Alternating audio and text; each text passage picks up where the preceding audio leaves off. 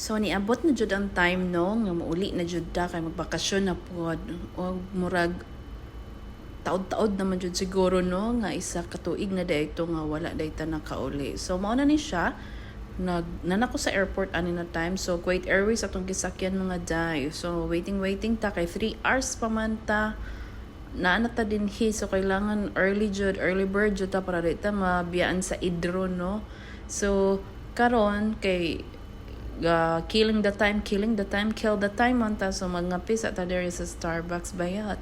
Ora ni siya kung nakitaan man gusto mag-try sa ta mag Starbucks sa ta karon. So mo na ni siya waiting, and then ani na time kay gikan pa ko ani nag-duty dayon diretso na dayon siya sa airport. So wala na ipahulay mga day.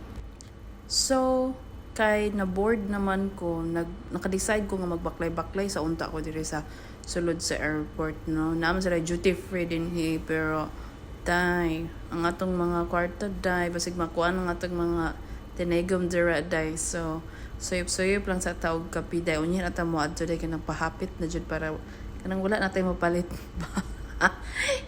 kay lisod pod mahorot atong allowance pag sige shopping there sa duty free naman siya sa baba kung gusto ka magdagdag og mga chocolates ni mo og pasensya sa akong dagway no nga daghan kaayo vogas no yun sound naman nga more stress man yung lola so mo tong daghan kayo kog mga pimples wala dito ang tubo niya naglisod ko niya kay ambot ni siya oy nga nganong mo tubo mo gani siya sa akong agtang karong panahon na oy karon pa jud nga magbakasyon ko perting laguta jud na kuha niya akong bugas-bugas ba way makalupig sa akong bugas-bugas kapang ngirot-ngirot na anang gabi kay ambot na lang sakit jud kayo siya daghan pagud kayo makalagot.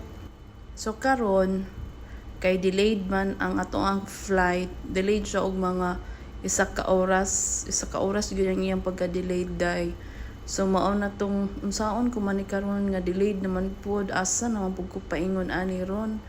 Diba? Dugay jud kaayo siya ang murag akong 3 oras na himong upat So to make the story short nanako there is sa Edro akong Edro straight ni siya padulong sa Manila. So 9 hours na lupad niya dito sa Kawanangan.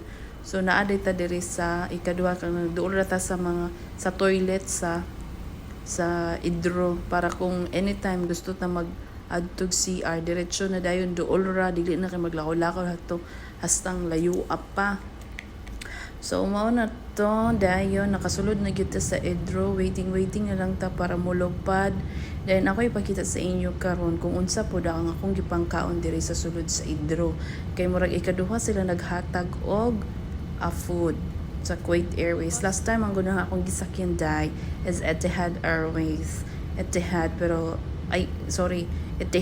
og kanang Emirates So nag-Emirates ta ato na time. So mo ni siya ilang food karon. Mo ni ilang bun na sila salad na sila sweets po dayon chicken ni siya. Chicken with rice kay wala pa koy panihapon. So nagkapira ko. So mo na ni akong first na panihapon unsa na oras alas 4 sa kadlawon. So murag doon na siya dala pamahaw na po siya nga pagkaon kay late naman kaayo sa nga tanan kay pagmulupad ang Idro mga 2 ka oras na pukawon mo kay tingkaon na sumukaon jud ka kay na lisod pod og kanang pang nangatulog na sila ayha pa ka magkaon. So mo na to na human ako og kaon. So mananaw na ko og movie kay ready to sleep na si Anday. So mo tong gi-ready na nako kung self. Then sa tawag ani nako gisulod na nako ang ilahang kanang headset kay maminaw na taog mga music or pwede pod mag-movies. So morning nakamata ko sa katungang tungang pagbiyahe. So nag-check ko sa akong kaugalingon self-check. Maora day gyapon. Di ko makatulog kay super excited excited inyo inday muli. Era lang pag ina naman jud pag muli di ba ma-excited man jud ka. So ina na di ka makatulog og straight niya saba pagid kayo Then mo na ni siya ang ilang second of food na giserve murag kung sa oras pa ni sa ato ang sa Pilipinas, mga nana na sa alas 9. So, murag pamahaw na ni siya. So, mao na to, after pamahaw, na announcement. Dayon, happy tigid ta moabot sa Pinas. Dahil murag 2 hours na lang sa Pilipinas na gyud, sa Manila na gyud ta. So, mao na ni siya ang iyahang down camera. Kay naamay siya options dira sa ilang screen kung up ba or down camera. So, mao na ni siya sa may asa man Pasay City ba ni siya. So doon na jud gayo day. So palakpakan mga day, after 1 year nakauli na pod. Hi, thank you Lord. Kaayo jud kinakauli na pod ta no. Nakabakasyon na pod ta. So mao na ni siya paguman ani day. Dili pa atong hometown day. Maghulat pa ta og 4 ka oras day ginaba koy flight padulong sa Cagayan de Oro City. So magulat na pug ko sa naiya. So mo na ni siya ang Terminal 1.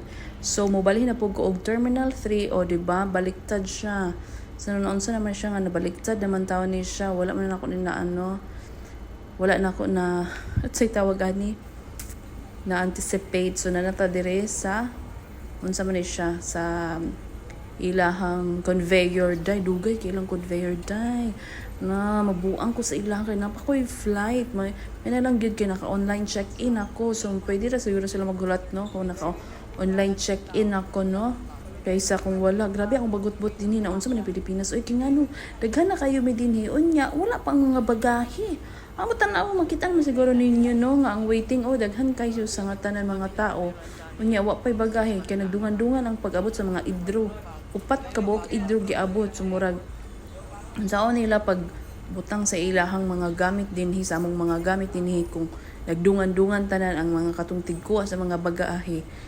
Wala pa nakaabot sa amoa. So ginuob ko. Grabe nga yaw-yaw ani nga panahon na niya. Hastang inita pa gid kaayo. So mao na ni siya nakaabot na ko sa Terminal 3 going to Cagayan de Oro City na ni siya. So grabe, blurred na gid ang pananaw ani ba.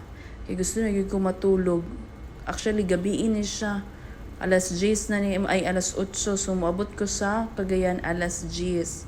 So nakasulod na ta sa eroplano day. Hi, salamat. Gamay na lang yung pag-utong day. So mo na siya palde akong gisakyan padulong sa Cagayan de Oro. Pero ang pagbalik na ako Cebu Pacific na siya. So mo na siya ang mo na siya ang gawas, mo na si Kuya nag-explain na siya kung unsay buhaton sa inyo hang unsa nay tawag ani. Day na sila refreshment o snacks ba ni nga cookies sa ako kagutom day ikaw na ako day kimurag gutom na ako day kay ang last kaon day buntag pa day unsa nay oras day gabi so wala gid koy panihapon wala tubig ra so mao na to nakaabot na ko to make the story short na day misa masa gini siya nga kondo day so nag-open na sa mga gifts kung unsay ako mga gifts din so excited na si Feli mag-open sa yang gifts so medyas na ko to medyas niya. So, si Father, wala gina siya labot. Hindi na siya magpakialam. Igor na siya magmarites kung unsay yung gipang open.